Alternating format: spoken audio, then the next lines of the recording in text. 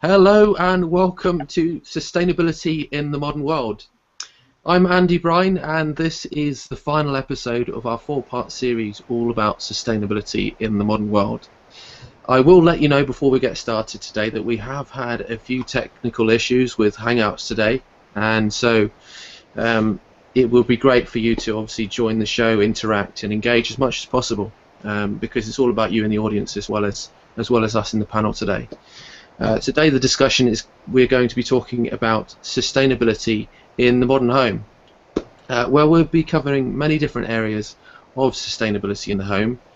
First of all, we're going to be looking externally from the home, as I said in the trailer, and we'll be talking about solar energy, and also maybe touching on wind energy as well.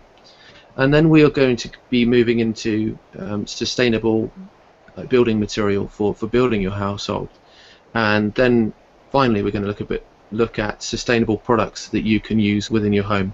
So we've got a great show lined up for today, and we have some incredible guests. So I just want to give a shout out to some of the guests today. We have Mark from Solar Media Limited. We have Kevin from Mountain View Windows and Doors. We have Tara Louise Harding from We Can Eco, and we have Wayne from A World for Change. So that's our panel for today.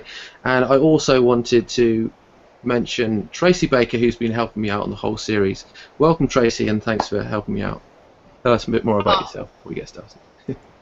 Andy, it's been an amazing series. We had some fantastic conversations, and I think we accomplished everything we wanted to. Was just increasing the conversation and showing people that to make the sustainable changes in their lives didn't have to be a huge big ordeal. They could start small and let those carry over. And of course, as today my excitement is huge getting into solar ability and alternative energies, because I have lived off the grid for 9 years and I'm actually in the middle of kind of some fun with my solar plans, but we'll get into that later as we talk to the guests. So just get us started, Andy. I'm excited.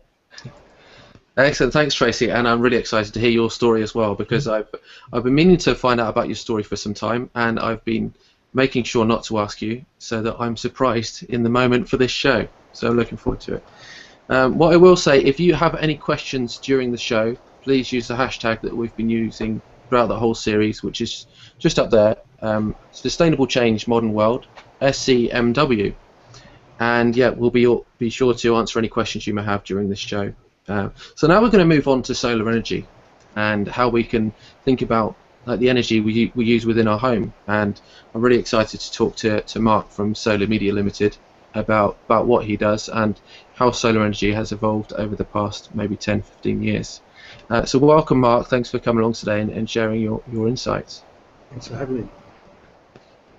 Well, the key thing for people to understand about solar energy is that it's, in the past 10 years, has dramatically changed from being a cottage industry to now being a mainstream manufacturing industry, and that's meant two key things. The actual overall cost of solar panels has come down dramatically. We're talking something like 200% if we go back to around 1976, but it's really the cost reduction that's driving the adoption. And those cost reductions, because it's one, it's a manufacturing process, two, it's actually electronics, these scale.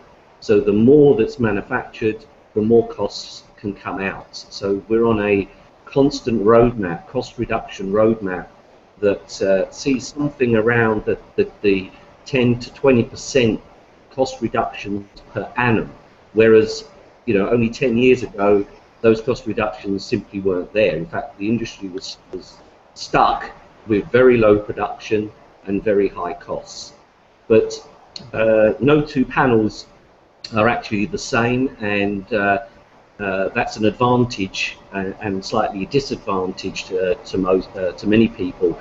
But simply put, there are different types of technology that can best suit different environments and the environmental conditions. So, for instance, thin film technology is often better utilized in hot sandy type conditions, and conventional crystalline modules are pretty good for northern hemisphere and low light conditions. Although now we have the use of a CIGS, cadmium telluride type structure of thin film modules that actually have very good low light conditions. So if you're in the northern hemisphere, you get very long sunrises and sunsets, and those type of panels can actually generate more electricity throughout the day than the crystalline panels that tend to peak during the between 1 and 2 p.m. On a daily basis. So there's the technology very much allows you to pretty much put the right modules on the right building in the right environment wherever you are in the world. So, but the key factor really has been that the technology now is improving in its efficiency. So we're seeing roughly around 0.5 to 1%. Doesn't sound a lot, but around 0.5 to 1% efficiency gains per annum, and those get into production. And we're seeing, for instance, only a couple of years ago, the mainstream module was barely 240, 250 watts per panel, and pretty much by the end of next year, the average main module will be up in the 275, 285 watt module aspect. And what that means, clearly, certainly for the residential use, is you literally need less of those modules to generate the type of electricity that you need to power your home or power whatever you're using the electricity for. And in itself, that obviously reduces the overall system cost of a solar system. So all of these things add up, and you get things like the inverters nowadays. Again, manufacturing technology advances in the inverters. The whole system is becoming cheaper, more reliable, and more efficient. And so these are kind of dynamics that literally are pushing the industry to pretty much go wherever it wants to go. And in fact, places like Italy, solar is actually now retail grid parity. In other countries, it's already past grid parity, and it's the cheapest form of electricity. Obviously, these things are just going to continue to go on. So the more that fossil fuel prices go up, again, that's another benefit for solar. They simply make solar more cost effective. That's fascinating, because I know for us over here, to put a system in a residential area, to put a system big enough to power everything that goes into the modern day home, the system needs to be huge, and to make them smaller and more efficient will definitely make them more palatable for neighborhoods and things like that. My husband and I live very small. We live off of 1 panel and 2 batteries, which is shocking to a lot of people who know, what that takes in the house. But that's incredible that we're going to get the efficiency up that high. What do you think about that, Wayne? You were shaking your head as much as I was during that. Yeah, no, my question to Mark really is, and this is more from a lay perspective, as we continue to increase the, what is it, the kilowatt hour of a module, yes. Are we actually decreasing the cost of the energy that it outputs Yes. by the time we break down all of our costs and expenses? Over time. Yeah, people have got the actual system itself. It degrades very slightly, very gradually, less than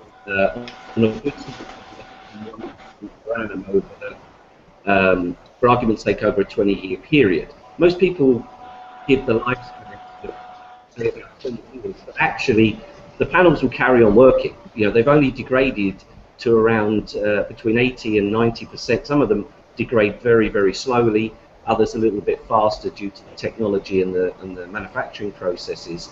But the degradation over time is very, very low.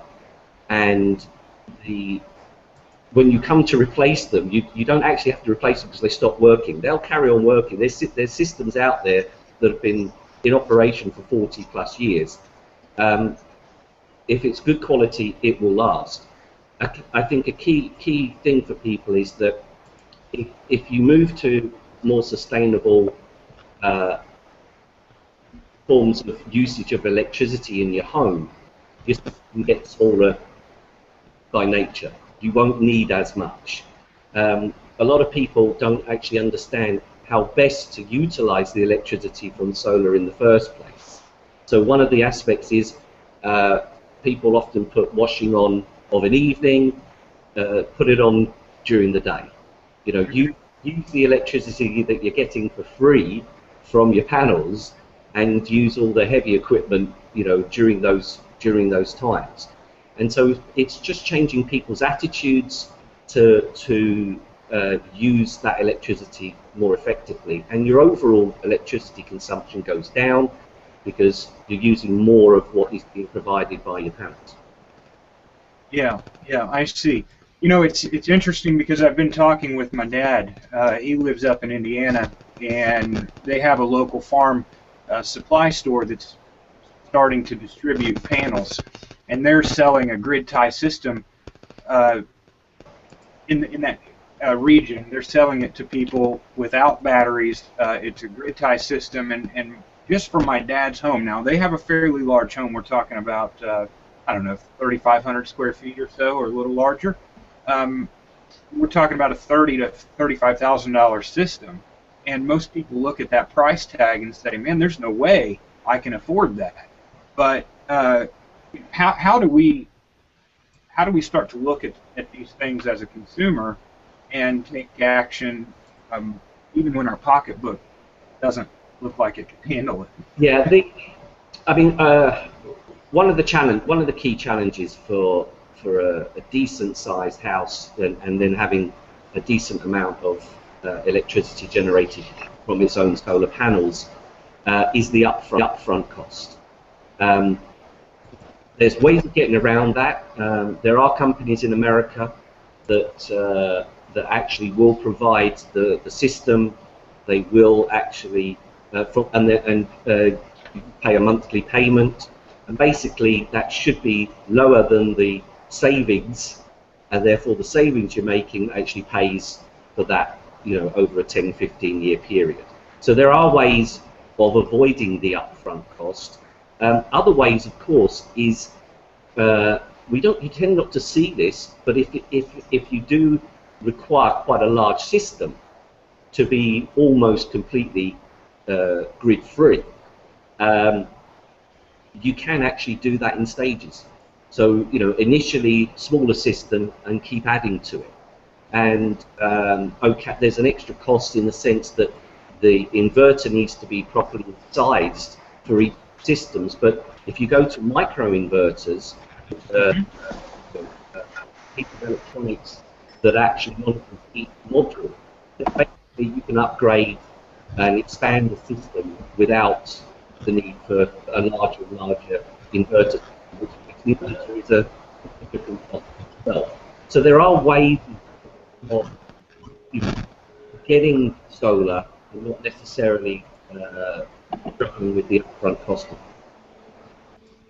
I think another factor as well is that battery technology, battery storage is going through its own revolution, just like solar. And you know, projections I've seen, and I've been to manufacturing plants, and you can see that this industry is finally waking up, and we're seeing massive cost reductions for storage, and therefore it don't therefore need as big a system. You can charge this, you know, use the energy storage side of it, and you're extending obviously your off-grid capabilities with an overall smaller system. I wouldn't say that's 100% guaranteed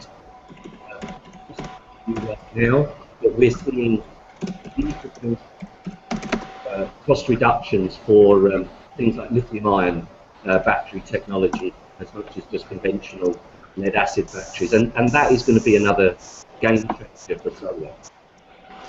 Yeah, you know, I was reading just the other day, it was a couple of weeks ago, and I think I might have shared it on my Pinterest account, but there's a company or a group of researchers who've taken cigarette butts and have turned that into a new storage device, basically like a battery, and it's supposedly holds the charge or is more efficient than our best battery to date. So that's saying something. You know, I think the more and more people that use it, I think, well, people have to realise that, you know, we're seeing another, you know, another change that will also influence the home. That's the migration to electric vehicles. Because once you've got an electric vehicle, you don't really want to be using the grid or fossil fuels to recharge that vehicle. You use panels from your roof, plugging it into a socket in your home, or plug it in and get the recharge for free. And electric vehicles are also driving, of course, battery technology, and the greater adoption means lower costs. So we're really getting, you know, I would say the next 10 years is going to be a massive change for the sustainable home, because you're going to almost think all electric, and if you think all electric, you can actually pretty much go off grid and or significantly reduce your carbon footprint. And these things are all combining. You know, it's not just solar on its own. Solar's got, you know, its benefits. It's the fuel for you going, you know, to an all-electric kind of environment. And I think we're going to see significant changes in behaviour, because obviously I think there was a survey done about 80% of people with electric vehicles already have solar panels on their roof, and the other 20% were, you know, considering it, because it really becomes a no-brainer. And then the, you know, all these things kind of spiral and group together to change people's habits. Because sometimes one thing's never enough, but you connect the dots, and all of these things can come through, and we're genuinely seeing that happening. yeah, that's interesting. Definitely. I wanted to move over to just ask Tracy about her story and how she transitioned from using solar over the past 9 years, I think it was, and how you've made changes within your own home in terms of, have you changed the panels that you used? I know you said you might have used 3 before, and now you use 1 solar panel. Tell us more about your stories, Tracy. So when my husband and I first met, we bought a piece of extremely rural land in a wonderful place in northern New Mexico.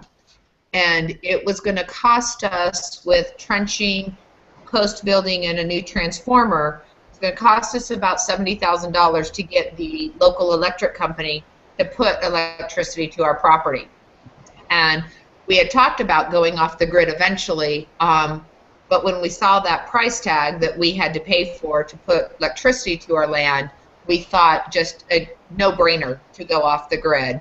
And my husband is a carpenter and a contractor, so we built a system that was 4 panels and 12 batteries, and we could run everything he needed: planers, joiners, saws. We put in a solar pump for our well water, and didn't really change a whole lot at that point with what we were just talking about in changing our mindset, and what Mark was mentioning about usage and timing and everything else. We thought about it, but we weren't real cognizant of it. And when you live that life over the course of 9 years, what is taking the most draw? Well, we don't need a toaster anymore. I don't like microwave food, so that was easy to get rid of.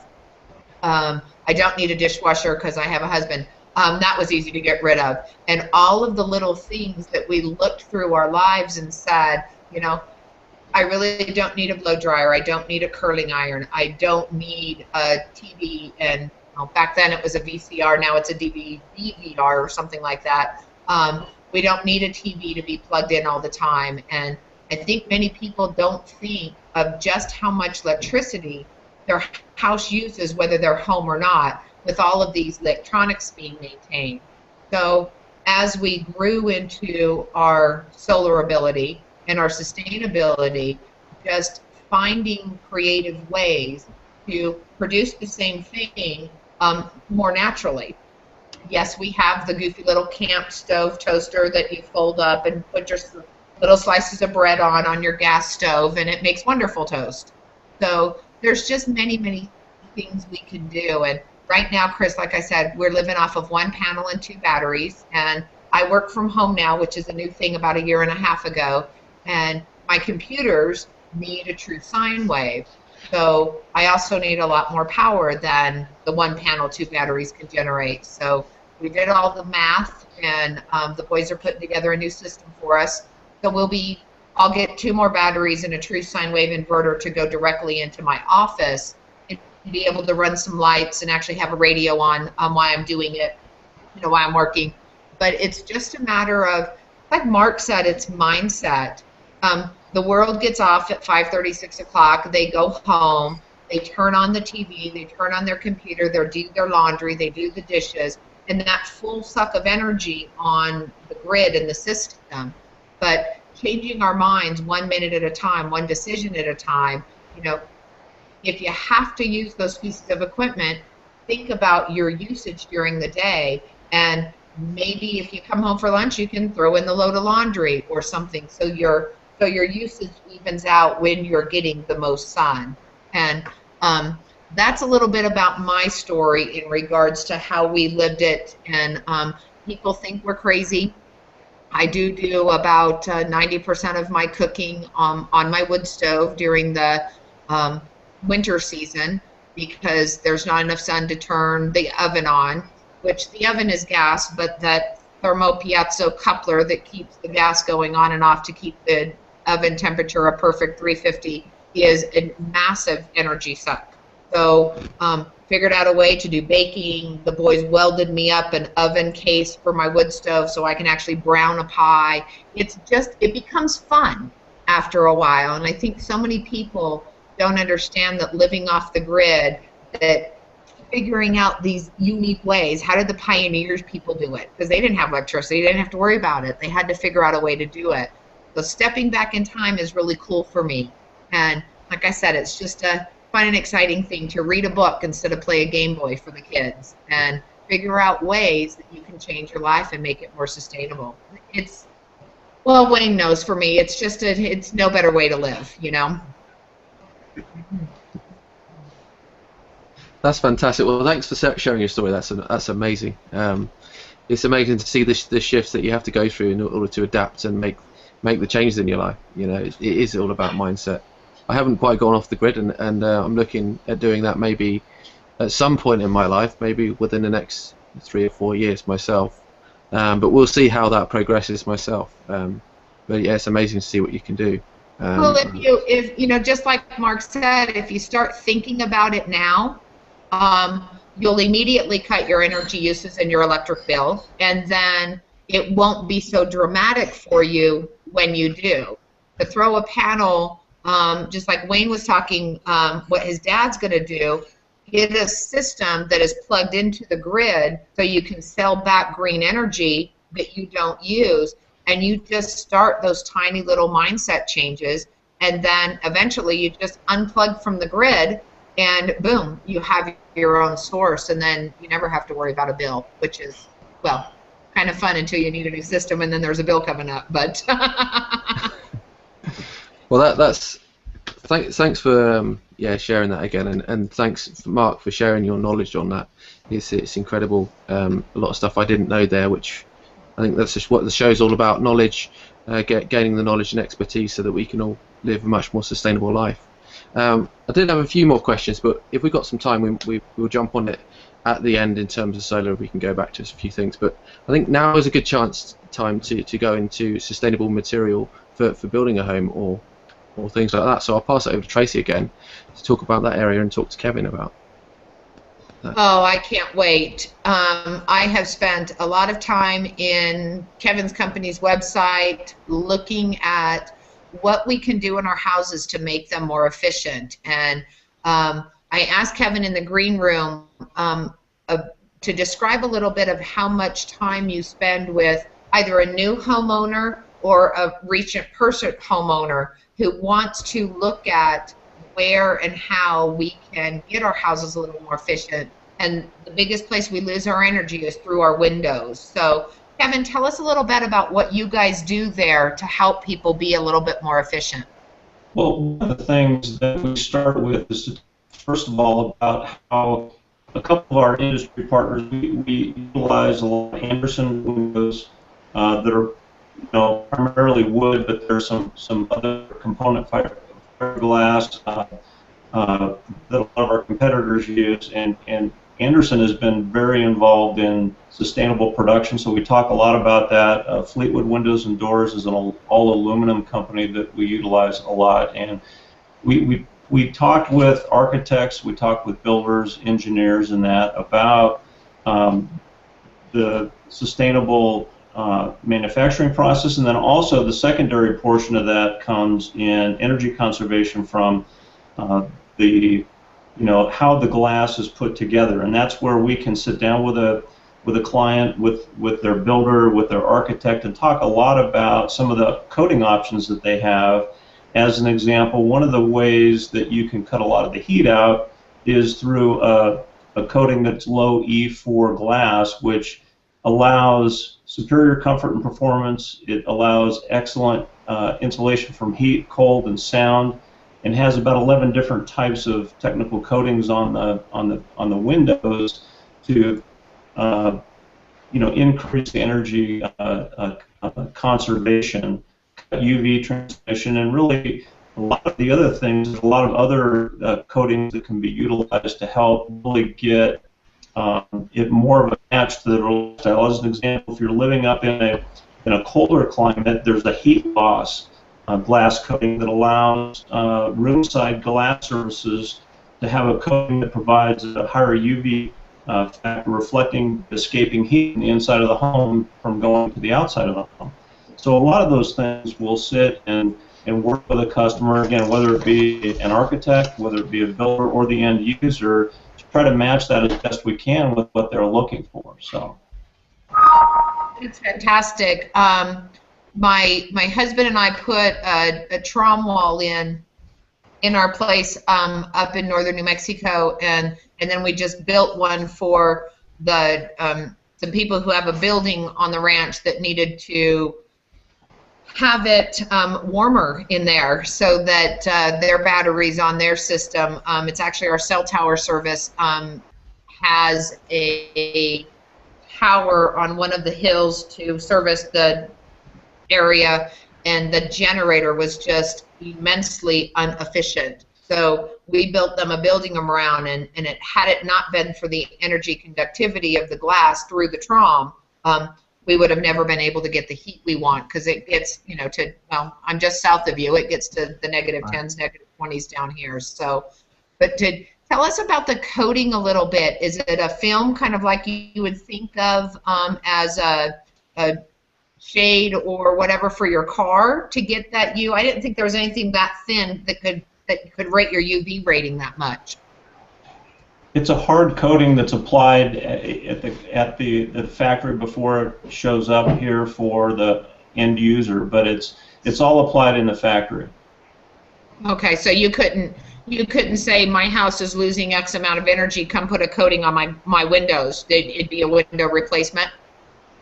Exactly. I mean, to get the best efficiency, that is correct, because the problem with that type of film is it can be scratched. It can also damage the entire window unit because they're not designed for that. And specifically for most window manufacturers, it will void the warranty if you go put a film on a completed window unit. One of the things when I was looking around y'all's website, I know there are so many people that buy these old beautiful homes and the windows are not efficient, and if they're like New Mexico homes and they're mud and adobe, they've settled and there's cracks and everything else. And Right. most people think that window replacement is a major daunting catastrophe in their life because their windows are going to be removed. And you guys do such an amazing job of making that transition seamless for the homeowner. Your testimonials are fantastic. Yeah, it actually is something that, like I mentioned, because of the age of a lot of the homes here in Denver, that, you know, we're dealing in many cases with homes that are, you know, 60, 80, even 100 years old, and so, you know, that's a commonplace occurrence, and it's really not as difficult as it may seem. It's certainly, and with brick openings and things like that, we're dealing with that on a regular basis to be able to come in, put a new unit in there with the more modern technology to allow for, you know, better energy use. Do you guys get involved with, you said you worked with architects and contractors.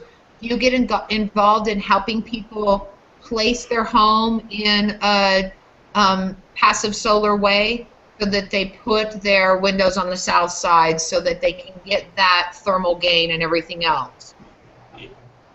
That does happen when we deal with architects. You know, a lot of it depends on the planning stage, you know, at what point in the planning process that they're in. But certainly we bring up those kinds of issues, and a lot of times architects are very focused on that already. If they're not, we bring it up, and of course it's one of those things where if it becomes a major factor, that can be incorporated into the entire you know, window package. Okay. Do you have any questions, Andy or Wayne? I know Wayne's bobbing his head just like I am. We look like a couple of bobblehead dolls over here. I thought I'd bring up a few comments from the comment stream. Apologies, I've been absent for the moment. I've been working away in the background trying to get the comment stream working because we set up this live event at the last moment. So let me just bring up a few comments.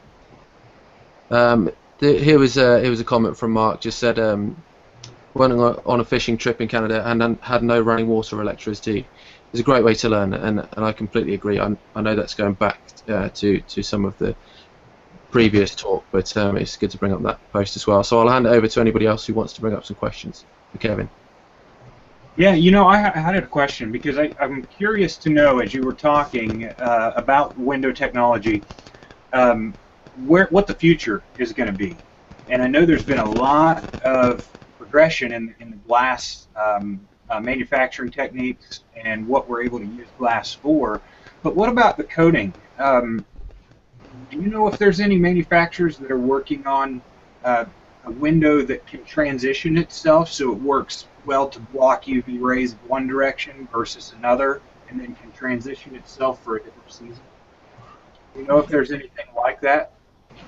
You know, I don't know if there's anything quite like that at this point. I know there have been conversations, and they're constantly working on changes in that arena, but to my knowledge, at least in the primary consumer marketplace, there isn't anything like that at the moment. But you know, it is one of those things that they're always looking at.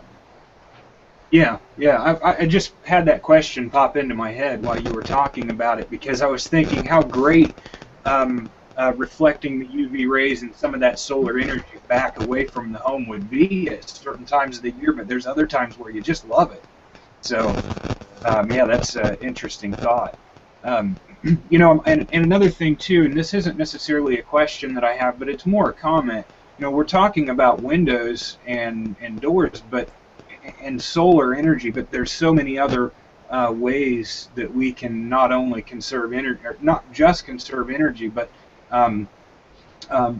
things that we can do on our own power at home, more from the do-it-yourself perspective, which is kind of where I come in, to also give yourself other alternative fuel sources or uses for energy as well. And we haven't really talked about wind, and I know you're not wanting to go into it, but I've got a wind turbine that's a 400-watt wind turbine that I need to get put up.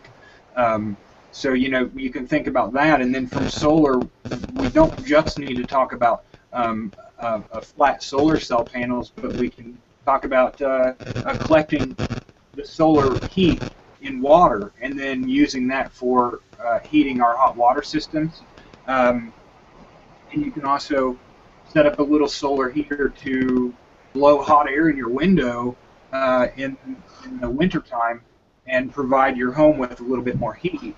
rather than using electricity that comes from, hopefully you're using solar, but rather than using the electricity from your battery bank. So there's multiple ways that we can approach this, and there's a lot of resources. Google is your friend. There's a lot of resources online that can help each and every one of us become a little bit more self-sufficient.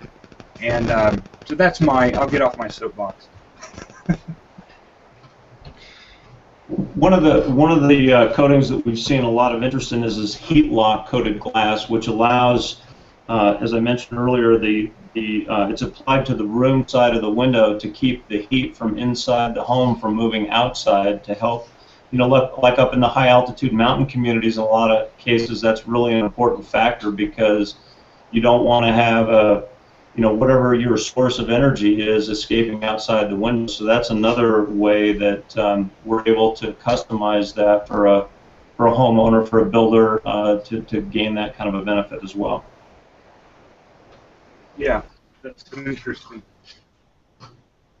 I've never had a discussion around windows and doors and how they can really benefit the homeowner. It's something I've been really starting to look at, because it's I'm putting together a build list and going to build a tiny home. So that's something on wheels on a trailer and roll it down the road, So I have to think about what other types of environments is that tiny home going to come into contact with, and try to build that tiny home to fit into multiple different environments. Windows and doors is a key factor. Well, and like I mentioned in the onset too, the manufacturing process, as an example with Anderson, which is one of our major manufacturers, almost 99% of the products that they put together are recycled in one way or another. We've got some products where they recycle sawdust, they mix it together with other components to end up with about a 40 to 50% recycled product content in the now it doesn't help obviously with the conservation, but that's all what's going into the manufacturing process. So it can be pretty substantially important to people. Yeah, absolutely. I'll pass it back to Tracy or Andy or somebody else that wants to jump in. Yeah, I'll just say yeah, thank you for sharing all this. Apologies, we are having a few tech issues. We've lost Tracy, so I'm manning the ship myself, as you could say myself. But yeah, thanks for sharing that. It's amazing what renewable materials you can use to build your home, and it's interesting to hear your story about the tiny home, Wayne, and having to actually build it for the different environments which you'll obviously be living in as you move around. Yeah. Well, I mean, we do. I live in a modern world, right? We all live in a modern world, but it doesn't mean I have to necessarily buy into the city life. And there's a lot of people that you can't get away from the city, at least from some aspects of it. But what I decided to do was to throw in the towel and get rid of everything and move to the country and build a tiny home and have that as my piece of property. Get rid of the mortgage. Get rid of the chains that keep you tied to the power grid, and build something that gives us the ability to be free, so that we can share more with other people around the world and help them to become just a little bit more sustainable. And if I can showcase it, yes, maybe in a more of a drastic way, then hopefully that'll help some people to take small little changes, incremental changes in their life, and say, maybe I can think about a slightly different alternative energy source, or maybe I can think about downscaling my life a little bit and not having all the things that I need, and having more of a valuable life. How do I want to say that? Really, I would suggest that downsizing your life and releasing your chains of the corporations as much as what you can, you're giving yourself I don't know what word I'm looking for, but you're freeing yourself, you're giving yourself more freedom. I think it's amazing what we can live on, the small things that we can live on in life. I mean, I feel like I can live out of a rucksack each and every day if I wanted to. You know, I don't need all the other things that are around me. So we can make lives much more simple for us, and not use resources that we don't need each and every day. Even like going back to our previous shows, like maybe making the options like to walk to work and things like that, or even riding to work. But that's veering off a tangent from this show, obviously. What I did want to do is move on to sustainability in the actual home itself. So we'll look at sustainable products that you can use within your home, and I wanted to bring Tara into this section to talk about that area, because I think it's something else that we need to think about each and every day. So welcome, Tara. Tell us a bit more about yourself, and also about We Can Eco and We Can Eco, the brand, and what it stands for. So. Okay, hi Andy, thank you so much for letting me be part of your show. This is very exciting for me. I've never done anything like this before, so please forgive me if I'm slightly nervous. Basically, I'm a holistic practitioner, so for me, being a part of We Can Eco, which is a very environmentally aware company, was a must. When it comes to being holistic, it's all about the mind, body, spirit and emotions, and the environment has an impact on all of those 4 elements of everyone's life, each and every one of us. So We Can Eco is a company that wants to help families and individuals become greener, benefiting themselves, their health and the environment. It's all about making a positive difference to our precious planet, so helping everything and everyone live as life was intended, free from litter, pollution, chemicals, and ultimately to become more sustainable. And I love the fact that it's called We Can Eco, so it's all about everyone collectively making a difference and becoming more sustainable. Yeah, I love that. I love the idea of that everybody's coming together to make change, and I love the idea behind the company, and it's good for you to share that. So tell me a bit more about the products that you have available for people within their home. Well, there's a really diverse range of products available. Everything's ranging from healthcare, beauty products, pet care, nutritional products even. But the main things, obviously related to what we're talking about today, would be household products. So they do cleaning, laundry products, air fresheners, biodegradable bags. As I'm sure most people are aware, plastic is one of the worst things for our environment. And all these environments are produced with sustainability in mind. And there's a really wide range of products available. And as I say, sustainable, environmentally friendly. And the best thing is, as well as being ecological, they're also economical. A lot of people, I think, society is conditioned to think that to become greener, it's going to cost more money, but in actual fact, it actually doesn't cost more money. It actually saves you money. So you save money and you help save our planet. So everyone's a winner.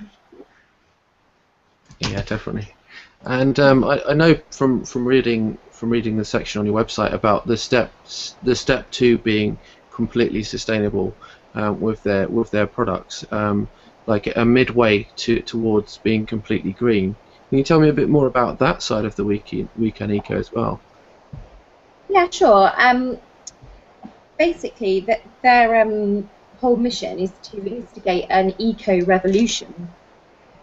And We Can Eco recognise, it's virtually impossible to be 101% totally green, and they don't claim to do that. But they aim to be one of the most greenest companies out there, which means they do their best to ensure the products and services are as green as they possibly can be. The products always aim to be produced in an environmentally friendly way, and there's just some really amazing resources that are available on the website. And they're completely free for everyone's use and for everyone's reference. And there's so many different tips, little tips about how to use that vinegar. Vinegar is such a diverse cleaning agent, which, I mean, obviously you would think of vinegar just for eating, but it's so amazing for cleaning. And yeah, there's just so many amazing things you can use vinegar for, a lemon, for example. And there's all tips like this available on the website. So, sorry, does that answer the question? What you were saying? That's excellent. I was just interested in what types of products you had available and how people can obviously use those products and think about how they can be a bit more sustainable within their lives as they use them. You know. Cool. Well, I just think it's all about being resourceful. If we all just become more ecologically aware, it's actually quite an exciting thing, and you know, as I say, it saves money as well as it helping save the planet. And yeah, we just need to change our habits and our attitude towards being more ecologically aware, I believe. So that's why I want to sort of motivate and inspire people to become more ecologically aware, and that's why I joined Beacon Eco, because that's what their whole ethos is about, being more sustainable and helping our environment. Because if we don't look after our planet, then you know, this is our home, and we need to look after our home sweet home. Definitely. And I thought it'd be good to pass it to the panel now, and also ask the panel whether they know about any sustainable products that they can use within the home, and also maybe if you know of any homemade things that you can use within the home that aren't products within themselves, but something that you can use within the home is maybe cleaning products or stuff like that as alternatives to them. So I'll pass it over to Wayne first. Sure. Yeah. Well, I mean, I was thinking as Tara was talking, and I wanted to clarify because my audio is just a little bit scratchy on my end. You were suggesting that Weekend Eco actually gives tips on how to use things that's not in their product box, right? So they're giving tips on how to do other things that's healthy and organic without even purchasing.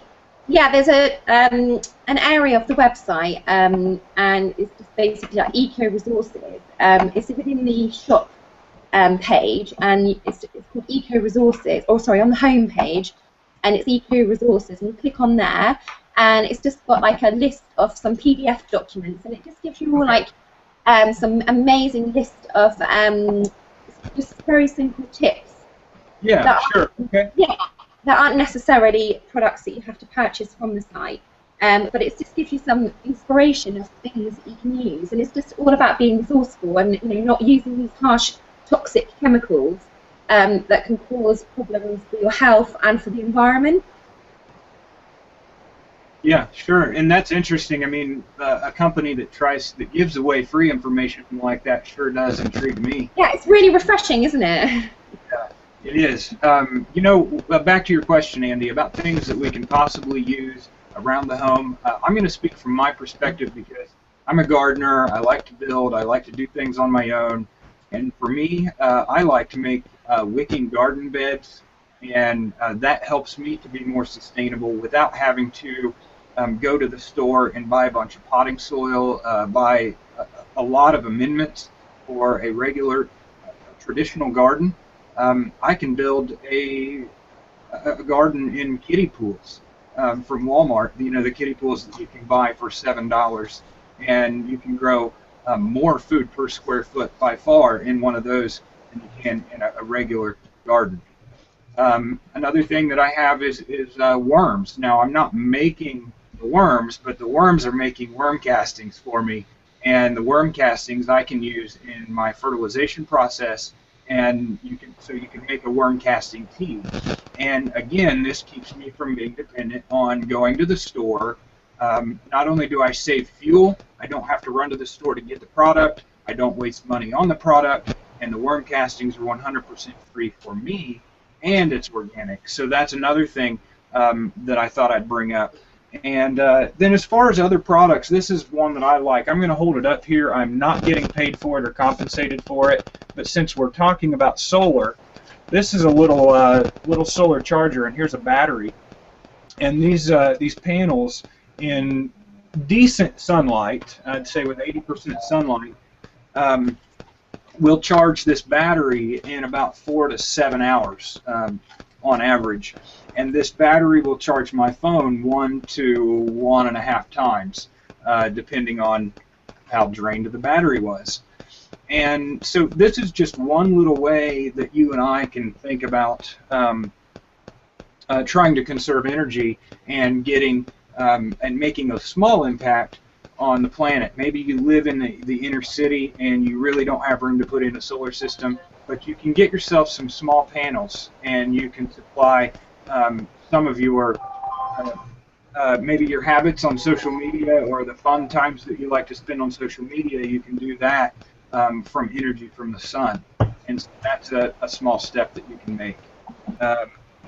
So that's some suggestions that I have. Oh, I love the little solar box you've got there. I've seen solar briefcases before. Like you can sort of hold them around. I don't know whether they'd be feasible to walk around town with them, but yeah, you can take them around with you in the car and obviously set it up and charge your equipment when you're out and about.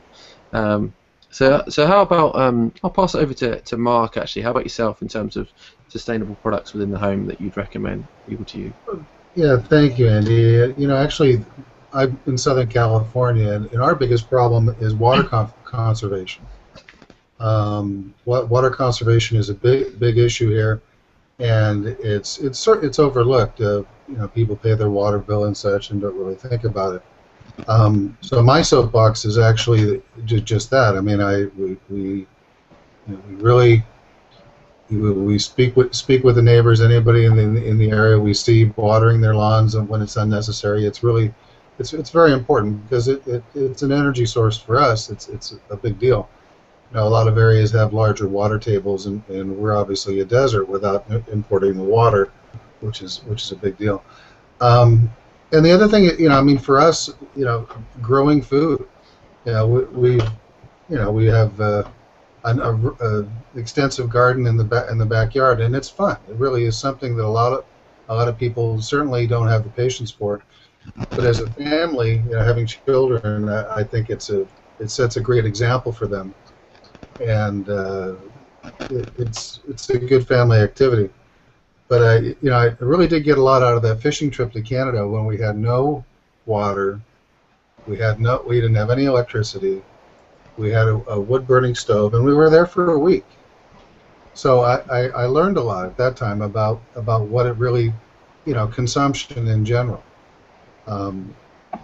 The average person, you know, ceiling fans. I mean, for those that aren't off the grid, very few people use ceiling fans, and they just turn on the air conditioner or the heater or whatever.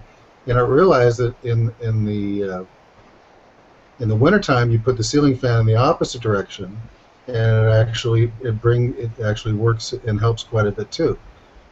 So there's a lot of little things like that. I mean, certainly all the 220 stuff here, you know, the dryer and the hot tub and all that. You know, all of that is monitored extensively, and the investment with solar is not that bad. There's a lot of companies out here that are offering fantastic rebates on the investment of solar, and the participation of the municipalities is growing. And the awareness, the importance of discussing it, in circumstances like this, and in any way you can is really important, I think. Definitely. But thank you. No, thanks for sharing that, Mark. Really appreciate it. I'll pass it over to Kevin now as well. How about yourself in terms of sustainable products within the actual household, in the home?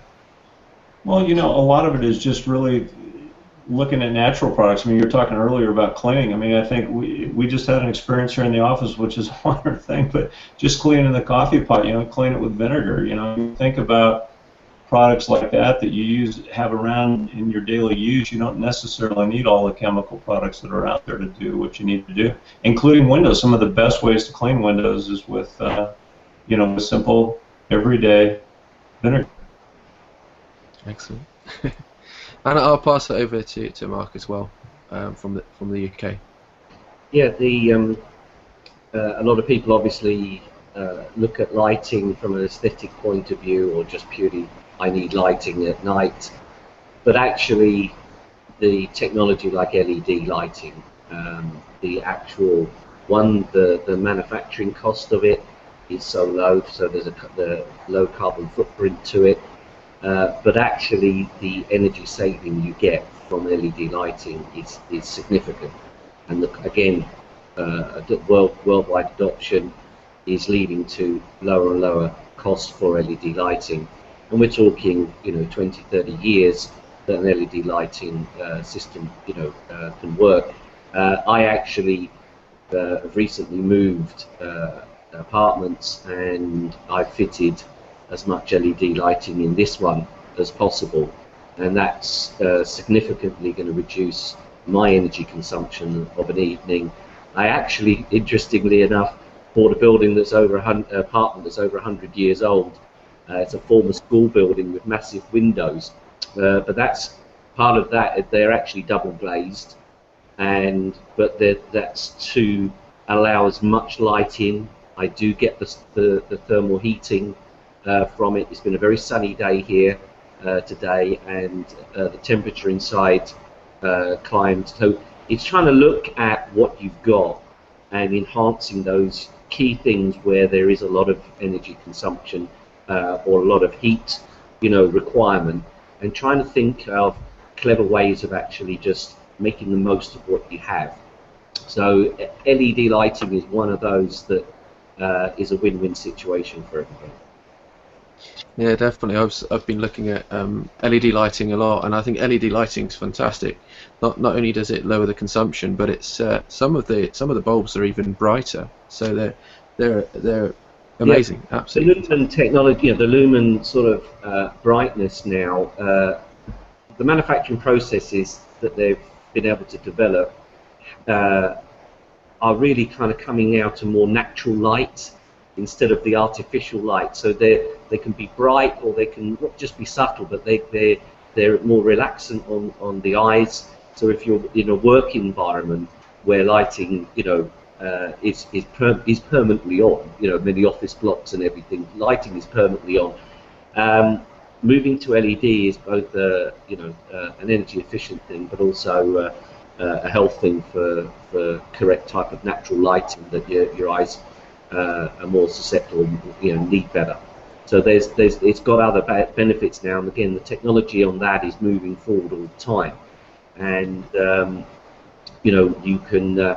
We're even seeing charities, for instance, supplying tiny little panels similar to the one there for the mobile phones, but supplying a little packaged solar panel with an LED light, and you've got with a little battery, and you've pretty much got about 6 hours of lighting at night for purely off-grid villages, small huts, and these are charities are just giving these little systems away. So all of that is that kind of technology is really bringing people electricity that have never ever had electricity. So, and there's something like 10 billion people in the world that have hardly any access to electricity in the first place. So that technology is really coming together. And again, it's a combination of different technologies that's making people give them the ability to be more sustainable. Yeah. Well, that's amazing, and I'd like to just bring it back to solar for a moment, and just because I think it's something big to talk about, and I wanted to speak about the viability of solar for everyone around the world. Do you think it's viable for us all to have solar panels, whether we live in the country or whether we live in the city, like in apartment buildings? Yeah, I mean, I think there's no question the technology is available. It can be if you've got a very particular or very awkward siting, it can be designed to fit. It's not solar panels in themselves look very much modular and regimented, but actually they can be customized because the cells inside them are really what's generating it, and the frame is literally there to hold it together. So you can actually, and we're talking about windows, there's technology there. It's building integrated, but in fact behind me is a glass window with two solar panels, two solar cells on it, and this is a part of a system that would be part of like a canopy. So the canopy is giving shade, but you're generating electricity, and the cells are spaced so that you can let light in. So there's nothing there's nowhere where solar can't go, and the different technologies that are out there. And for instance, with that mobile one, that's what's called a flexible SIGS technology. It's very low cost. Very doesn't have a great longevity, but for a mobile phone, and it's very actually. What people don't realise is if you have a light on, that type of technology, if you stick it under your light, it will generate electricity from it. It's very, very good in artificial light conditions. So, and it's almost full circle. You could, charge the light, feed the light that feeds the charging system of that. But I think it's very important as well to understand that if for like myself, I actually I live in an apartment. It's a very old listed building. It's over 100 years old. The restrictions for solar are it's not insurmountable, but actually there's a car park in the apartment area, and you could build a carport. So basically, shelter for the cars. It's an open area. It's next to the building, so it's not actually part of the building, and you can actually have a canopy structure with solar panels as the covers, and this apartment block could have some of its electricity powered renewably. So again, even city dwelling, there really isn't anything nowadays. The technology is available where really it's only the mindset of people, it's only the obstacles people want to put forward, where you could not have some of your electricity by solar. Wow, that is absolutely incredible, and I love it. Just being able to use it anywhere you are in the world. So what I was going to do is allow everybody to share a call to action, so we can find out more about yourselves and what you're doing. So I will invite everybody to share what they're up to over the next coming weeks or months, or where they can find out more about what we've been talking about today, whether it be solar, sustainable materials, and Tara in regards to sustainable products at home. And obviously Wayne has got an upcoming show, but we will wait for a moment because we'll share that just a bit later. But I'll pass it over to Wayne first to tell a bit more about what he's got coming up. Sure, yeah. Well, as you mentioned, I have a show coming up, and we'll cover that right at the close, Andy. But we're doing a 6-episode series this fall. It's going to be 1 episode every 3 weeks, and we're going to be talking about sustainability from more from the broad sense of sustainability. What does it mean?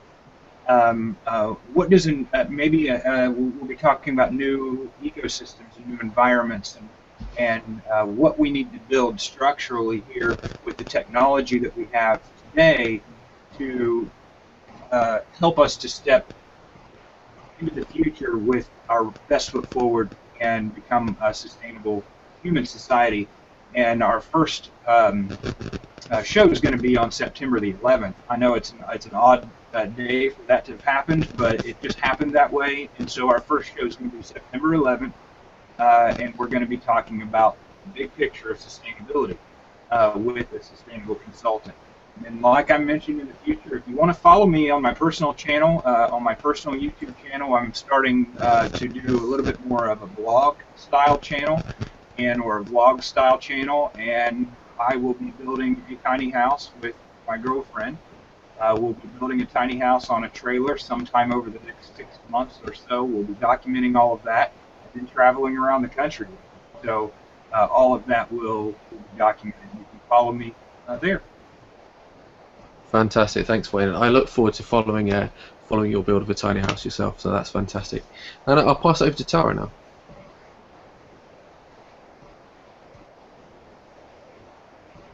I do apologise. Hi. Just once again, thanks so much, Andy, for letting me be part of this show. My call to action is just for everyone to take something from today, to feel motivated and inspired. Little changes can mean big results. So just changing our habits, just talking with a bigger picture with lighting and windows and doors and things kind of quite different to what what Week in Eco is all about, but it's all connected, and just by literally turning off lights, using more sustainable items for cleaning, just make these little changes and change your habits and attitude, and that can mean big results, big positive results for our planet. And please feel free to go to my online eco store, which is www.weekineco.com. And also, if you go to my Facebook page, it'll probably be easier. That's we.can.eco, and then you'll find it from there. And I just hope that everyone will become more sustainable and join the eco revolution and just make more conscious choices and be more mindful going forward. And I look forward to connecting with you all on Google Plus and Facebook. Check out Week in Eco. And my name is Tara Louisa, and I look forward to connecting with you. So thank you. Yeah, thank you again, Tara. What we'll do is everybody can post their links in the comment section of the actual event page themselves, so that anybody that's tuning in can then go to those separate links to find out more about yourselves. So I'll pass over to Kevin now. How about yourself? One of the things that we're doing, this is a kind of an event that we're helping to continue to educate our customer base, like I said, mostly architects, builders, and to a certain extent ultimate end users. But we're going to have an event on November 20th with Anderson and Lutron. Lutron is a lighting company that is kind of embedded in the new technology, home automation, and that kind of thing. So we're going to be spending some time educating our customer base in a way to help utilize that, where they can use their iPad, they can use their phone and everything to make sure that things are being only used when they need to be used, and that they can turn off all the lights and everything through any one of their electronic devices. Excellent. Yeah, I love technology and things like that, and I remember looking at some technology a few years ago that when you walk in and out of a room, it switches your light on and off as well. So I thought that was amazing, and definitely in with the thinking about sustainability in that respect. So thanks, Kevin. How about yourself, then, Mark?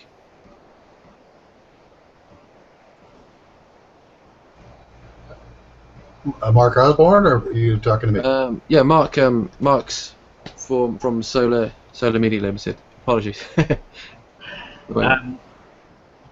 I guess one of our key roles as a journalist is to keep on trying to write the most accurate, the most informative information on solar technology, because it's moving very fast, and there are enough people who are almost ignoring climate change, or almost have nothing but horror that something like solar exists, and that you can have this all for yourself.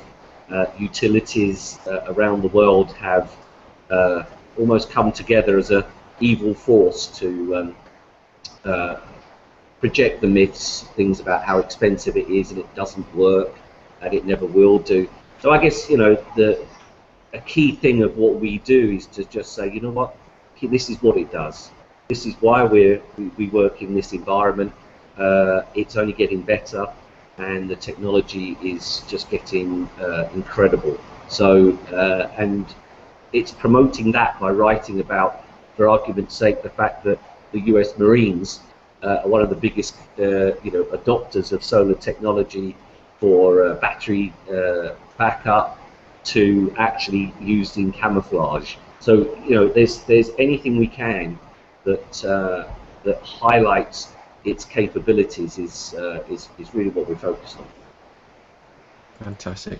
No, Anna, it's been a pleasure for you to have you on the show and discuss solar. There's so much knowledge you shared today, and I look forward to reading more information and reading your articles about that.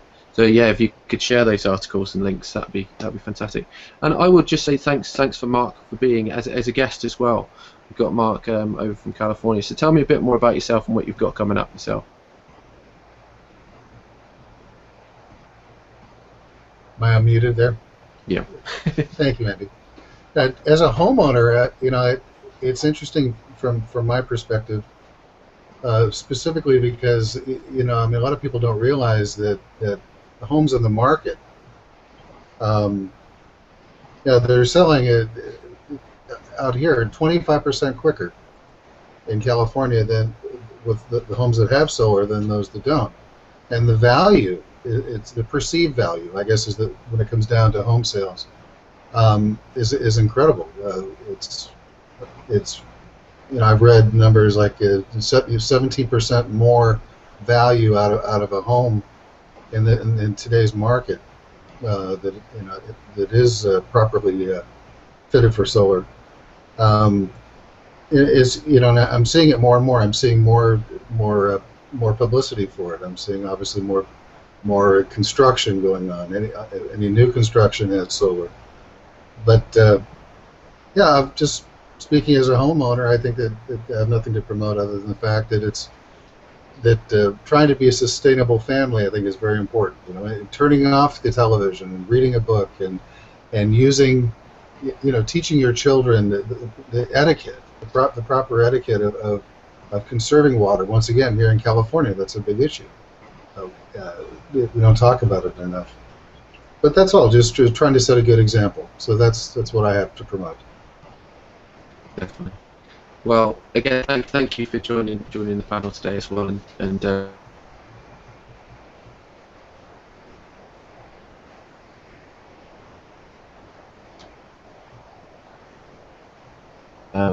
but they are now resolved towards the end of the show. But what I did want to say is thank you all for tuning in as well for the whole series. This is our last show of the series, all about sustainability in the modern world.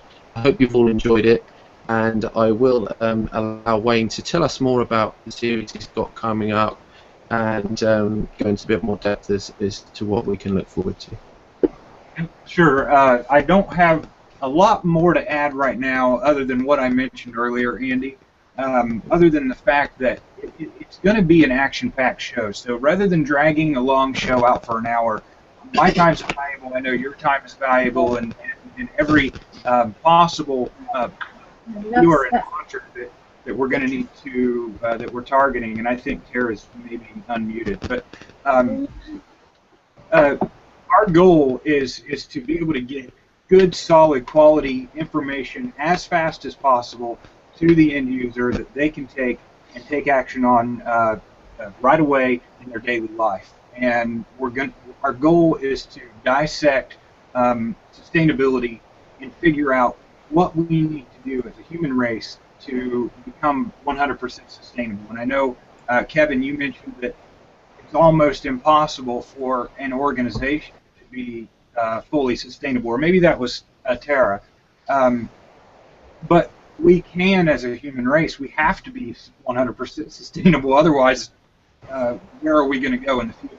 So that's the premise of my show, What a World for Change TV, and how a World for Change TV is looking at the world. And then as we grow over time, we'll be able to take the tiny house, travel around the country, and do shows throughout the United States and possibly the world to bring what local regions and communities are doing from a sustainable perspective, and sharing that with each one of you, so that we can all somehow bind together and create sustainable change for the future, rather than each one of us doing our own individual things, but rather to bring it together and make one moving force. So that's really what we're doing, and again, 25 to 30-minute shows is all we're going to target for this fall, 6-episode series. Okay, excellent. Well, again, thank you, Wayne, for sharing that. I will definitely be tuning into those shows and looking to how I can apply it more to my life and the world around me. So thank you again for all tuning in. Thank you for staying with us and the technical issues we've had today.